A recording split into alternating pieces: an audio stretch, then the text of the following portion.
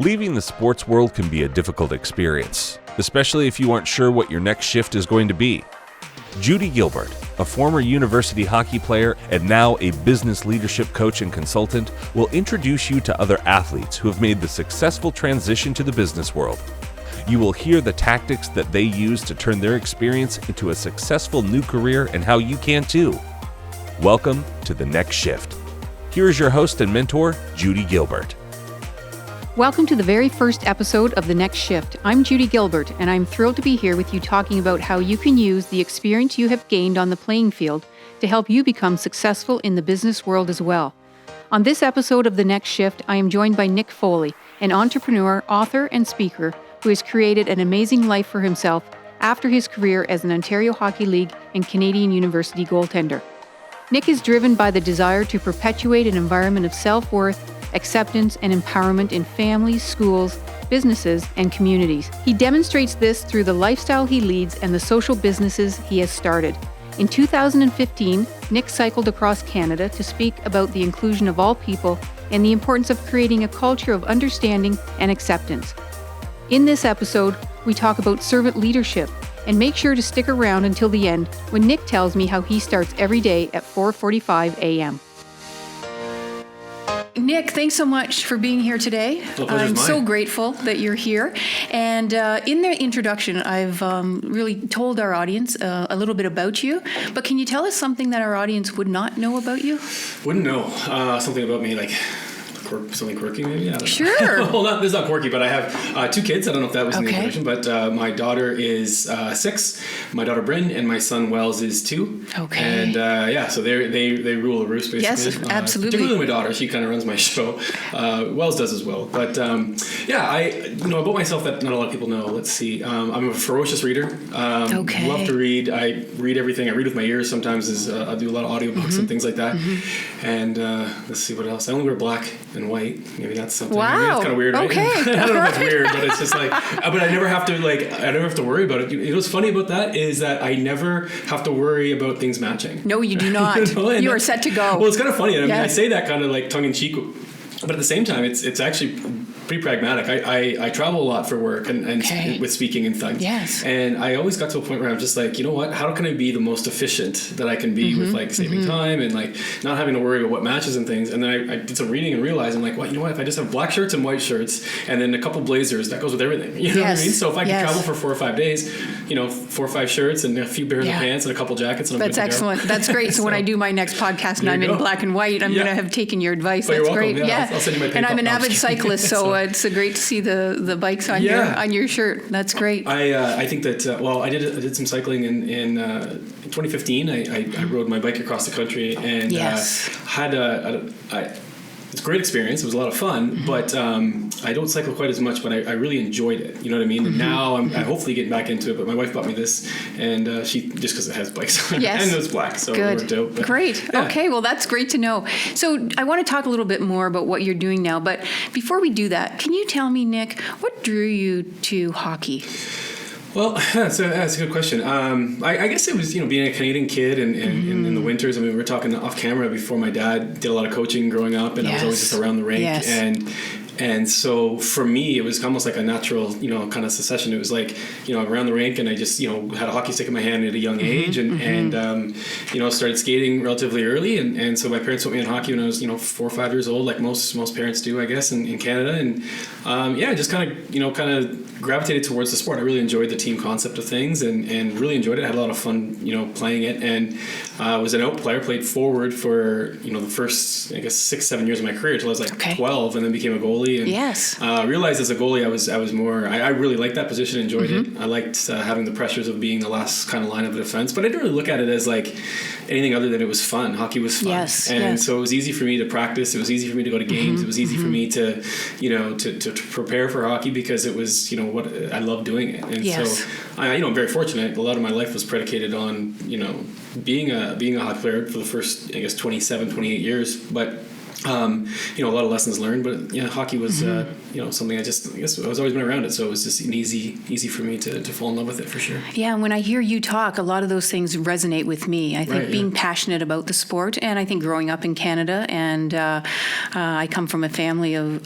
hockey players, sure. And I wanted to certainly do that as well. And I think that when I did it, I realized how much I really loved the game, and then it became part of my life. I think that was really a lot about my identity, up into and through university as well. And so when you talk about your hockey, and you played obviously in the Ontario Hockey League and played at a very high level, how did you then, Nick, transition from sport to business? How did you find that? Well, what was that like? Yeah, I mean, first of all, when you do a sport for so long and you play at a relatively high level, and then it's basically you're at a point where it's like, okay, you're done, right? You can go and you can try your hand in pro and then kind of bet on yourself and work your way up. But at that point, for me, it was like, I was 27, I had a university degree, and I was like, you know what, I think it's time to move on. And so when I stopped playing, when I quit playing, I went into teachers college and decided I was going to be a teacher and was doing that, but then realized that I really wanted to get into entrepreneurship.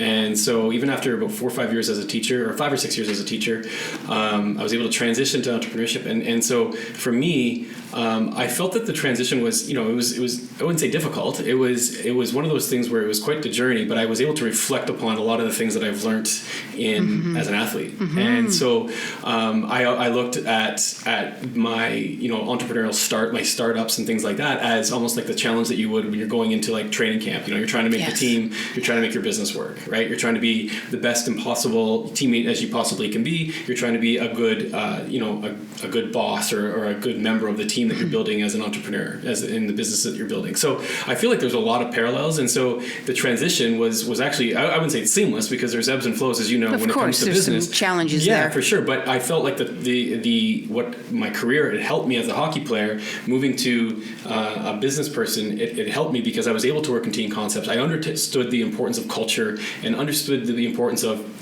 culture in a dressing room, and how that parlays and translates to a culture in an office, and the team concept, team first type mentality that I think that I've done a pretty good job with who we surround ourselves with. Yes. Any success that we've ever had in the nonprofit and in our businesses has been predicated on the fact that I bring good people together.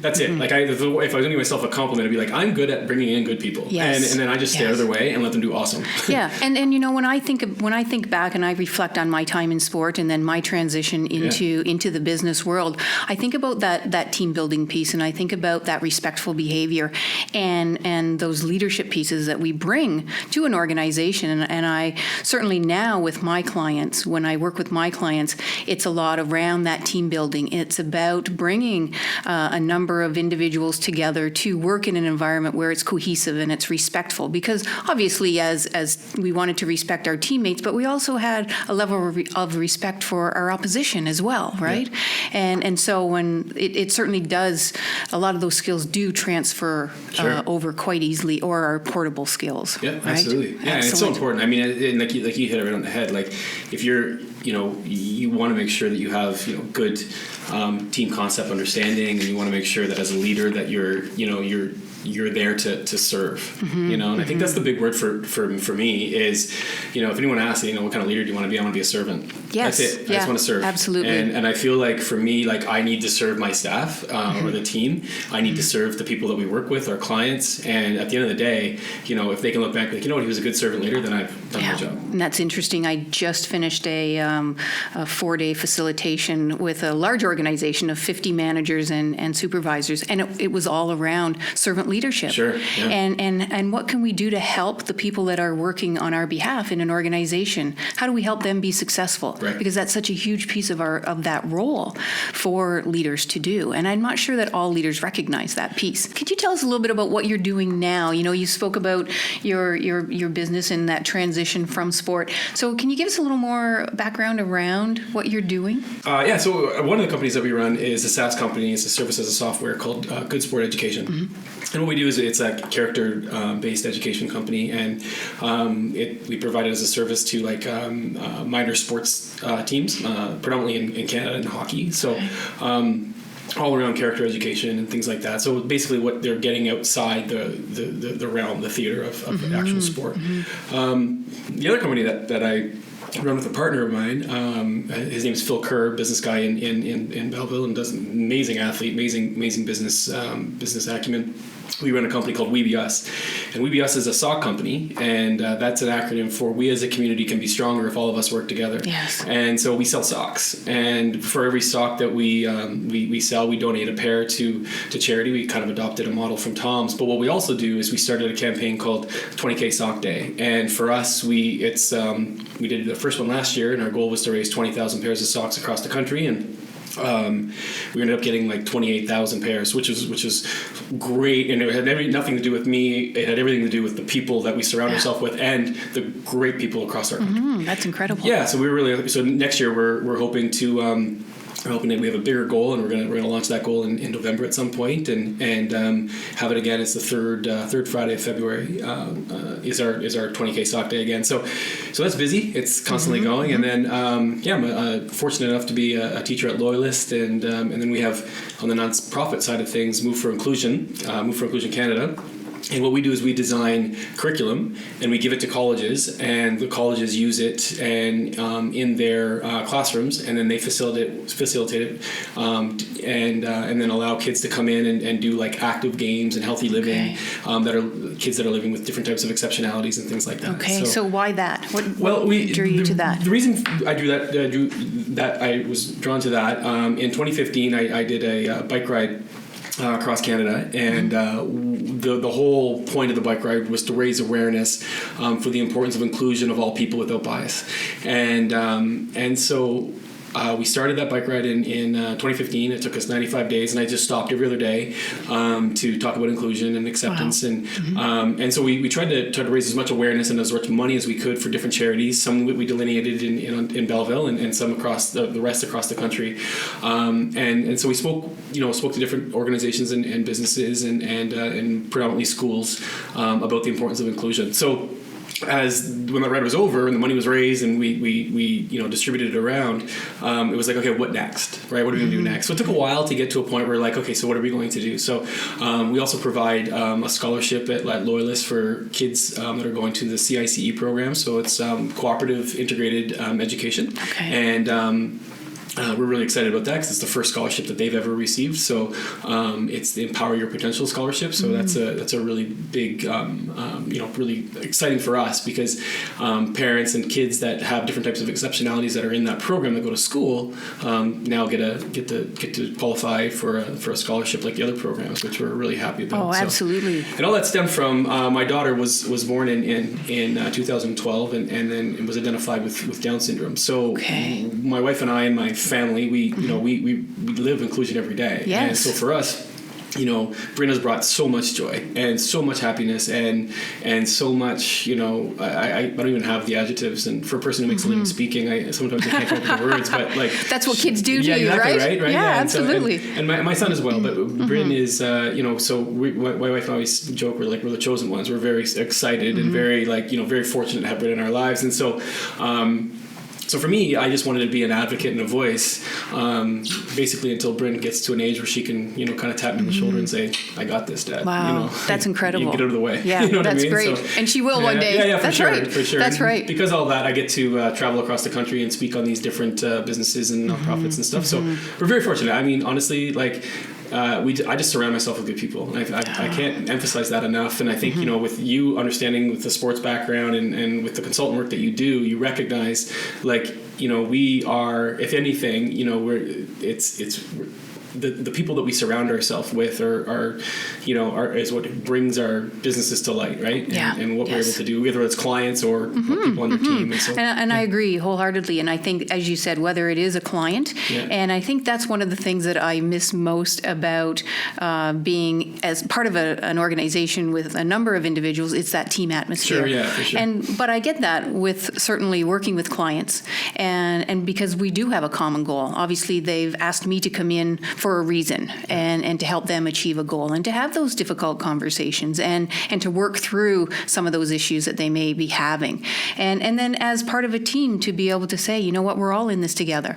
And, you know, as a leader, we have to sort of create that vision. But if we don't have followers, then we're not going to be successful. Exactly. And surrounding ourselves with people that have different levels of expertise that we can draw on. Right. And knowing that as leaders, we don't have to know everything. That's why we're working with some of these wonderful folks. Too. Right? Absolutely. And I think you just hit it on the head. I mean, that's such a profound statement. You don't have to have all the answers. No, you know, like no, double not down at on what all. you're good at, and then surround yourself with other people. Yeah, you know, absolutely. and I think that's the reality. Right. I mean, you know, you're the summation of the people you surround yourself with, right? I mean, I know it's an old cliche. You know, pick the 5 people you talk to the most, and that's your talent group. But the reality of it is that, like, you know, double down on what you're good at, and then surround yourself with people that are good at other things, and then learn. I mean, I think as leaders, it's our, you know, I don't even know what I do for a living at the time, right? Like, I'm just so fortunate to do it. Good. I'm glad I'm not the only one. No, it's not. Yeah, you know, it's funny. I remember like being with my friends one day, and my buddy was telling a story about his brother, and he was saying, like, he's like, you know, nobody likes their job. He's like, that's why they got to pay you to go. And then he looked at me and he's like,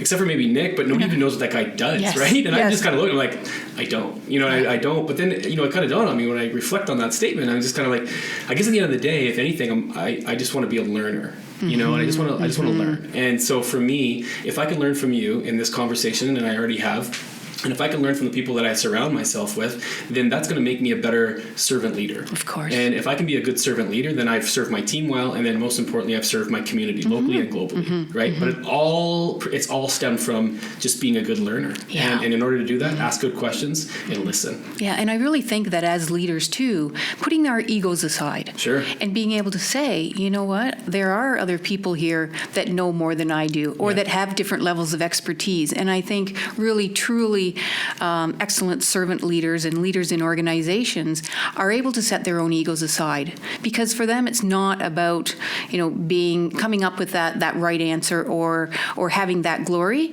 It's about what's going to make the organization successful, what's going to make the team successful. And I think that when people can do that, then that to me is a breakthrough.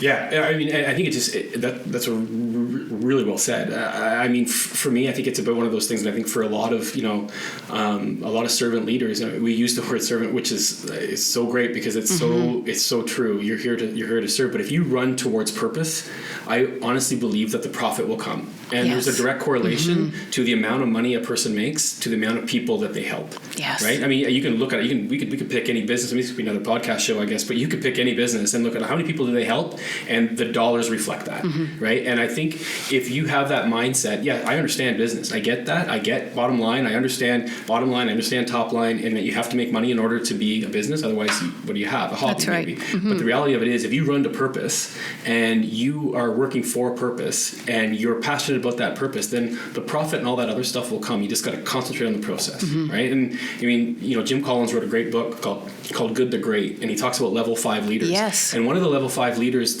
one of the attributes of level 5 leaders is that they're learners, and they put people in places that they know they're going to, you know, that they're going to challenge them, but they know that they have the capacity to be successful. Yes. But they're servants. They're servants of their staff. They're servants of the people that they work with, and you know, they're servants of the entire group, because they just want them propelled. They don't have to be that loud bravado. You know, gone are those CEOs that come in and they're just like, look at me, folks. Like, that's right, it's Nick. the ones that are the most effective are the ones that are just like, how can I help you? Yes. You know, and I think that's one of the most important words that we can give our staff. How can I help? Yeah. Or our teams or our clients. How can I help? Absolutely. And I had this particular client where we sent 50 managers back to their restaurants. And I said to them, I want you to say to your staff, how can I help you?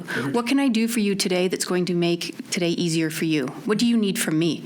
And it was, you know, the deer in the headlight looks all around, because it's not something that they were used to doing. But that needed to become the new norm. That needed to become more of a habit. Right. And so it was interesting to see that transition for those folks. And that's what I really get a kick out of seeing. And for me, seeing them in that learning capacity as well.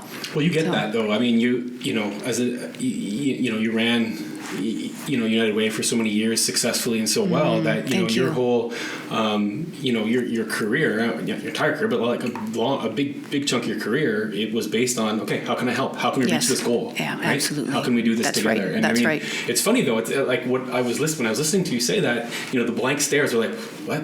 I'm the manager. You know what I mean? Like, I gotta say that. And it's funny how people just kind of like, oh, but the most, like we said, like the most effective managers and leaders out there are the ones that have that kind of servant mentality. How can I get you to where you need to go? Because at the end of the day, if I get you to where you need to go professionally and personally, then the entire group is going to be successful, right? It doesn't matter how you're a cog in the wheel, I'm a cog in the wheel, and we're just moving the flywheel. We're just trying to move it forward, whether your business is one person as a consultant business or 100 people or 1,000 people. If I can help you be the best possible version of yourself, then you can't help but make this company that great. That's right. You're moving it from good to great in that capacity. And it all comes down to being a servant, learning and listening.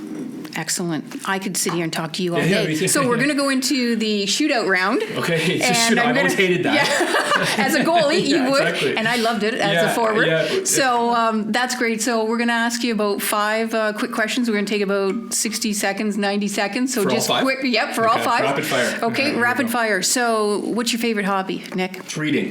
If I'm not hanging out with my family, my favorite hobby is reading. I don't have any other hobbies outside of that. Okay, and you sort of indicated some books that you had touched upon. Okay. How would you describe yourself in 3 words? As a learner. As a learner, okay. So as not really but the big one is a learner. That's the thing. A learner and a listener, my hope is. And so I mean, that's more than 3 words, I guess. But that's listening, learning, and as... That's 3. What a listener and a learner. Okay, what do you question do? asker. So a question asker. Okay, listener, learner, question asker. What's the first thing you do in the morning? I drink a liter of water. All right. First thing I do in the morning is I run downstairs and I drink a liter of water, and that's the first thing I do. All right. Every morning. I don't miss. You don't miss? No, Good for you. I think I need it. I got it. You got it? I hope you have water in there. I've got water. Okay. Yeah, that's water. That might change later in the day. There you go. What are the compliments that you hear most about yourself from others? Ooh. Good friend? Okay. Yeah, that's a good one. I don't know. And that's a good one. Yeah, a good friend. I just hope that, I hope that if someone gives me the compliments that are, they just, thanks for being there. Yeah. And I surround myself with really great people. It's a small knit group I surround myself with, but I just want to be there for my friends. Okay, great. And when are you most productive? When? What time of the day are you most productive? From about 4:45 in the morning until about 1, I am on point. And okay. Then after that, I think I'm just, it's everything that needs to be, really, really done, unless I'm speaking or teaching, I guess, later in the day. But I'm a very big believer in staunch morning routines. Like morning routines are really on point for me, and if I can get that in, which I do, that's why I wake up pretty early. And from about there until about 1 o'clock, I can be very, very productive. And then after that, if I don't have all the big things done, then I just kind of push it to the next day and drop off everything. That sounds like my morning. Yeah. Mornings are it for me, and when the afternoon hits, I've got to have some other activities to keep me that's the thing. I mean, outside of reading, I guess I like to go for walks and things like that, and I do that usually in the afternoon just to kind of get the blood going again. Of course. And things, but I like to get everything done in the morning. Okay, great. So any last words of advice for our viewers? I guess it's kind of the theme that we've talked about throughout the entire, our time together, Judy. It was one of those things where, if I can give anybody advice, as far as like entrepreneurs or business owners and things like that, is be a servant, be a servant leader. And if you are, and you don't understand what that means, I would encourage you to read a book by Ken Jennings called The Servant Leader. And I would, maybe look it up, because servant leadership is like what we talked about with, level 5 leaders in Jim Collins' book Good to Great. I really think that the most effective people in this world, whether you're in a leadership position or not, are the ones that listen and learn and are here to help. If we can put purpose above profit, the rest of it will take care of itself. Okay, great. And do you have a website or Facebook page that you want to share with everybody? Sure. You can get a hold of me at nickfoley.ca. That's simple. Okay. Yeah, just my name.ca, and I'll answer any of your questions. And I do a lot of workshops and presenting on inclusion and things like that. But if you want to see what we're doing, all the websites and the different things that we're doing is at nickfoley.ca, and I'd be happy to answer any questions. Wonderful. That's great. Thanks for doing this. Thank you so much for your time. It was a real pleasure.